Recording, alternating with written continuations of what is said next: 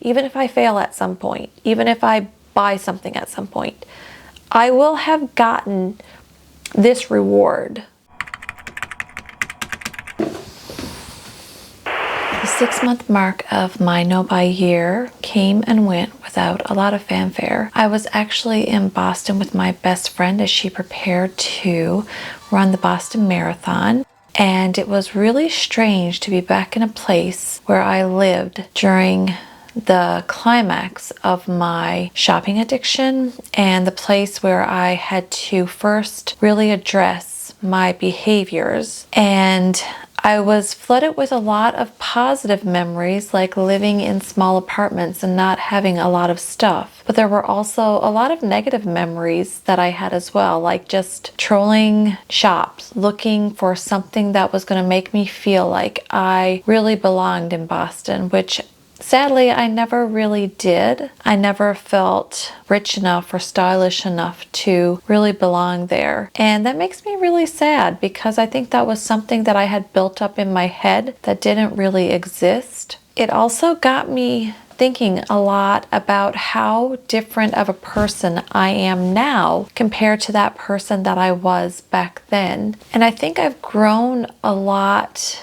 as a person since that time, and also over the last 6 months of this no-buy year. And I think that finally making yourself confront negative behaviors can do that to you. So while I was thinking about all of this and wanting to make a video on the 6-month mark of my no-buy year, I was thinking about 6 things that I've learned, lessons if you will, during this time, and I just wanted to share those with you in case you were thinking of doing a no-buy year or challenge as well, or also, you know, if you're just interested in how my no-buy year experience is currently going.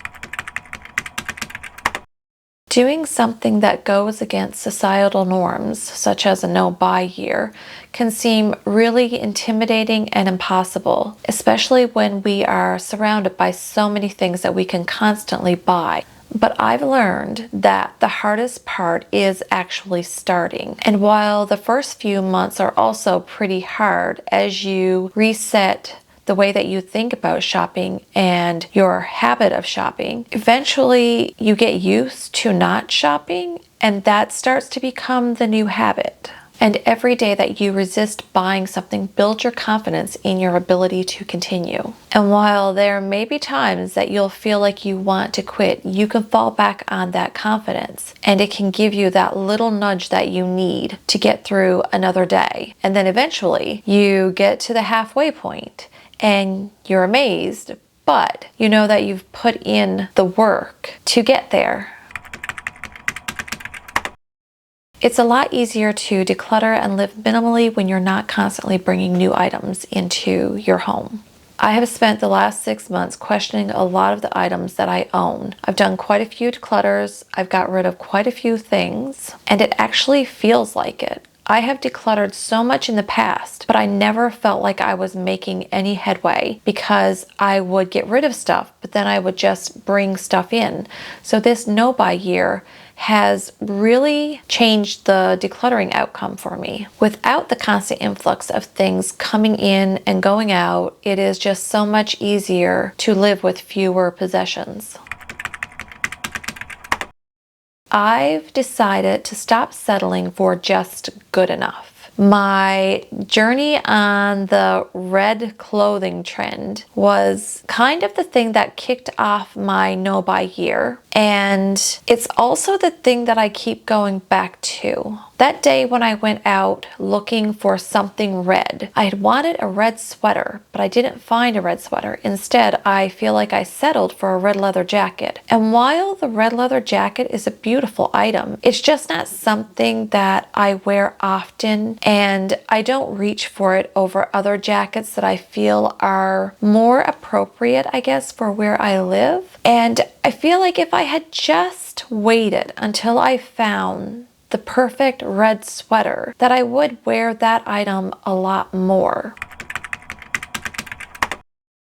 I have spent years trying to find my personal style, trying new trends, trying things that I saw on other people that I thought looked really great on them. It really just left me really confused about what I actually liked to wear. And I would buy all of these items that I would eventually end up decluttering later. And then I would go back to wearing the same things that I had been wearing before. Without the constant influx of new or secondhand clothing, I have finally been able to figure out what types of items that I really like to wear and the items that I feel the best in. Now I have a smaller selection of items that I love to wear, which has been my goal for years. And I feel like constantly buying things just kept me on this hamster wheel, and I was never getting to where I wanted to go. I think that this last 6 months has made me really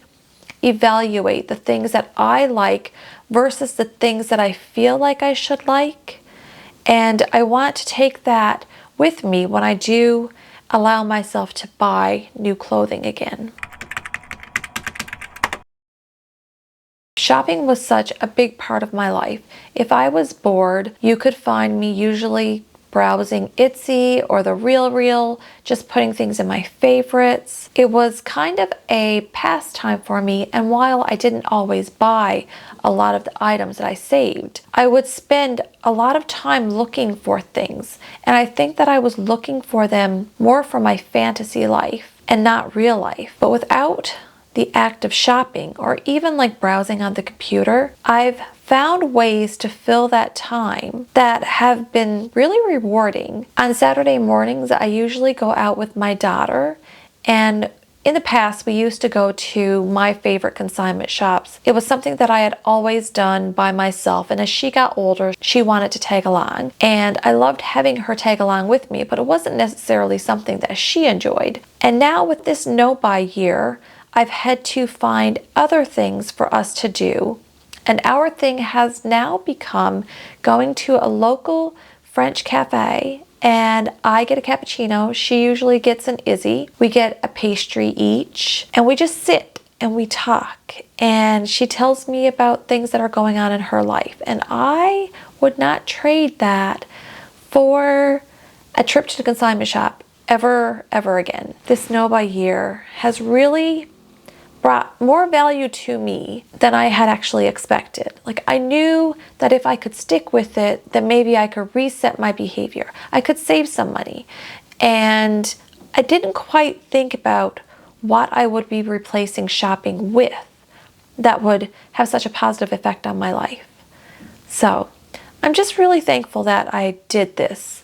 And even if I fail at some point, even if I buy something at some point, I will have gotten this reward, and that makes it all worth it.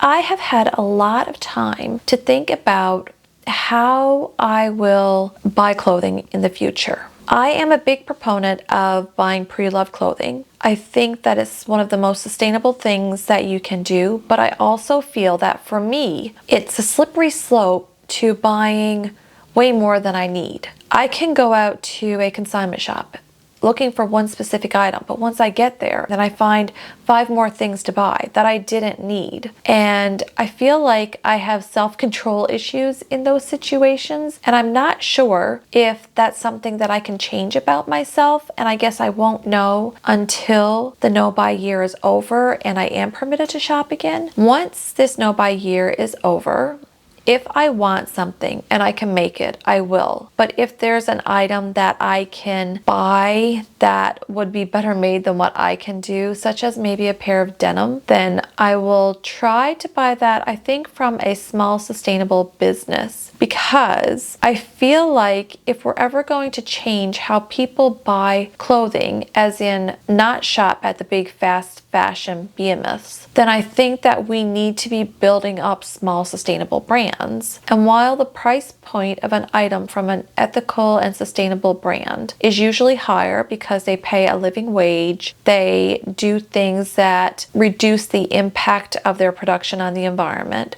I think that it could be a great way to consume less and also love your clothing more. Like if you find something that you think is beautiful and then you save up for that item and then you buy that 1 or 2 items every season, I feel like we can get back to a place where we actually appreciate clothing and the time and the craftsmanship that goes into making the clothing, and stop this unsustainable cycle of buying clothing just to discard it and buy more clothing. And this is coming from somebody who used to buy so much clothing I did not have any idea where it came from. I had no clue about ethical production or sustainable production, and I was just buying anything that I liked, to going to somebody who watched The True Cost. And if you haven't watched that documentary, I would highly recommend it. To then moving on to buying from ethical and sustainable brands, then buying solely secondhand because I guess I could just buy more of it. And now finally coming back around to wanting to reduce my consumption, but also have really nice things that I love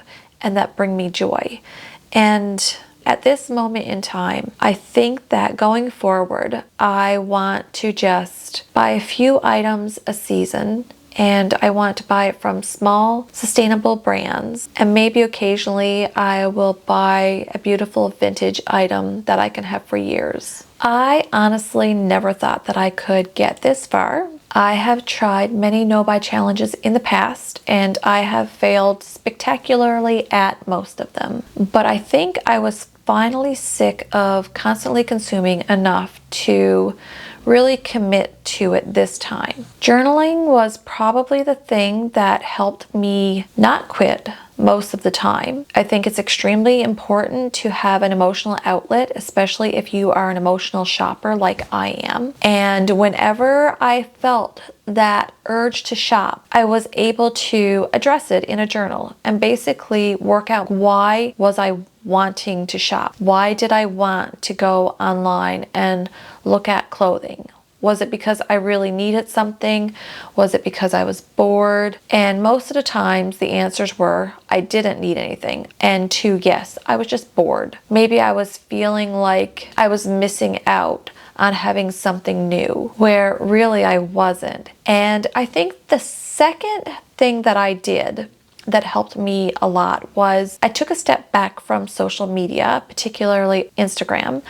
I used to post on there a lot more than I do right now. And I think that not constantly seeing new things or having that feeling that I was missing out on things helped me during a time when I was really trying to reset my thoughts around shopping and my habits. And I think that those 2 things have been the catalyst that has brought me to this point. So if you're considering doing a no-buy challenge, I would encourage you to consider these 2 things heavily. And also I will link a video that outlines 13 other things that you might find helpful during a no-buy challenge.